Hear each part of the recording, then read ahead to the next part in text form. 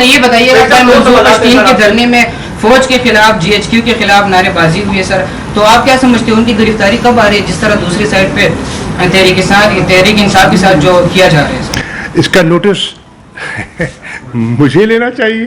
Sir आप क्या समझते हैं गिरफ्तारी होगी? अर्ज ये है, देखिए मैं समझता हूं और मेरा ये मौक़िफ़ है, जब आप मुल्क की मकबूल तरीन क़यादत को लोगों की नज़रों से ओझल करेंगे, जब आप एक वफाकी जमात को कुचलने की कोशिश करेंगे,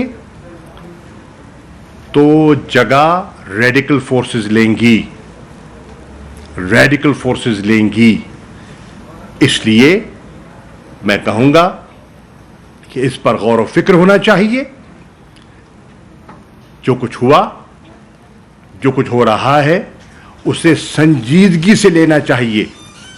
पाकिस्तान अफजल है, मुकद्दम है, और पाकिस्तान के दारुल खिलाफा में अगर इस किस्म की गुफ्तगू और इस किस्म की नारेबाजी हो तो काबिले फिक्र है।